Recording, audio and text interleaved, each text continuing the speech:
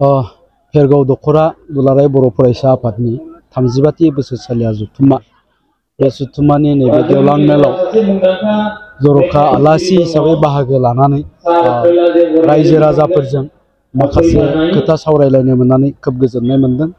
बेवहाय गाहाय आलासि महरै जोंनि दुलाराय बर' फरायसा आफादनि मानगोनां आफादगिरि बिथां दिपेन बरुवाबो बाहागो लाफैदोंमोन। रायजो राजाफोरनि गेजेराव जोंहा जिहेतु माखासे समाज दानायनि जाथि दानायनि खोथा बुंनांगौ दङ, थ' बेफोरखौ नैबेफोरबायदि मिटिंनि गेजेरजों आंनोबो फंनैसो बुंनो होनायनि खाबु होनायनि थाखाय आङो भेरगाव दखरा दुलाराय बर' फरायसा आफादनिसिम रोजा रोजा साबायखर बावहरदों। दिनै जोंनि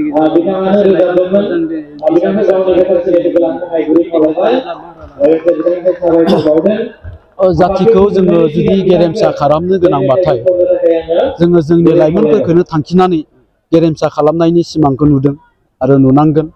जोंनि लाइमोनफ्रानो साफा साफा लेखा गोरों जानानै जाथिनि साफा साफा गेदेर दैदेनगिरि, साफा साफा लिरगिरि थुनलाइगिरि जानांगोन।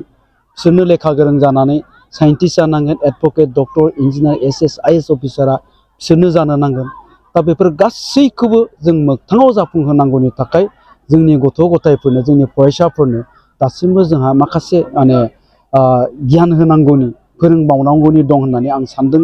आरो ओंखायनो दिनै दुलाराय बर' फरायसा आफादा बिसोर लाइमोनफोरखौ लानानै गुबुन गुबुन समावहाय सेमिनार खालामबाय थायो। थ' बिनि गेजेरजों निस्सय जोंनि गथ' गथाय बा फरायसाफ्रा एसेबाबो बुजिनो हानाय जादों। दिनै दाखालि जिहेतु APSCनि जोङो रिजाल्ट मोनसे ओंखारबाय, दा बेवहायबो जोंनि बर' लाइमोनफ्रा सा 15 जोनानो बेयाव उथ्रिसार जानो हादों। निस्सय बेफोरबायदि हाबाफारिनि गेजेरजों दुलाराय बर' फरायसा आफादा हारिखौ गेरेमसा हारि दानांगौनि थाखाय लाइमोनफ्रा माबायदि जानांगौ बेफोर बिथिङाव खामानि मावनानै निस्सय एसेबाबो साक्सेस जानो हादों। दा बिनि गेजेरावबो जोंहा माखासे लाइमोनफोर दङ, जाय लाइमोनफ्रा दासिमबो जौ लोंनानै बा ड्राग्स जानानै गाज्रि लामाथिं थांबाय दङ। थ' बिसोरखौबो निस्सय लासै लासै जोङो नैबेबायदि हाबाफारिनि गेजेरजों बिसोरनि सिगाङाव जुदि खोथा बुंबाय थायोब्ला, गियान होबाय थायोब्ला मोजां लामाथिं लाबोनो हागोन। आरो गोदानै जोङो बेबायदि ड्राग्स एडिक्टेड, जौ फाग्ला जानाय जोङो गथ' गथाय मोननो हानाय नङा। दिनै गोदान बोसोर फैनायजों माखासे जोंनि लाइमोनफोरा रंजानायजों गावनि जिउखौ बांद्राय खालामनाय दिनैनि गेजेरावहाय गोदान बोसोरल'थ' नंला जाहैबाय, जायखिजाया फोरबोआवनो जोङो मानसि हिसाबै नांगोन। दानि मानसिफ्रा जायखिजाया फोरबोआवनो बांद्राय एसे एन्टारटेनमेन्टखौ लुबैयो।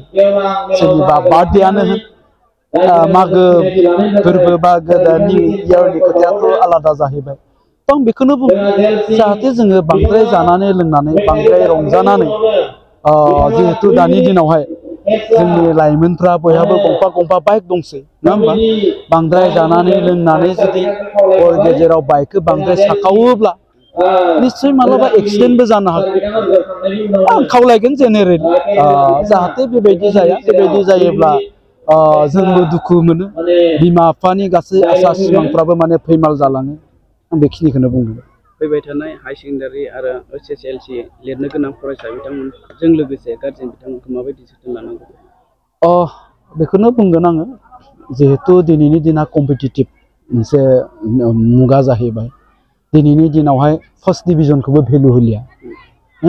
दिनैनि दिनावहाय 90%, 85% बा मिनिमाम 75%खौसो भेलु होयो हिसाबै फैगौ समावहाय जायफ्रा हायार सेकेन्डारि आरो HSLC आनजाद लिरनो गोनां फरायसाफोर दङ, थ' बिथांमोनखौ आं बेखौनो खावलायगोन, जाहाथे नैबे रंजा बाजानिफ्राय एसे जानगाराव थानानै रिजाल्टखौ मोजां खालामनांगौनि थाखाय गोसो होनानै फरायो, मोजां मार्क लानानै पास खालामो आरो थांखि लानानै नों मा जानो लुबैदों बे थांखिफोरखौ लानानै जाहाथे गोसो होनानै फरायनानै थांखिखौ होसोनानै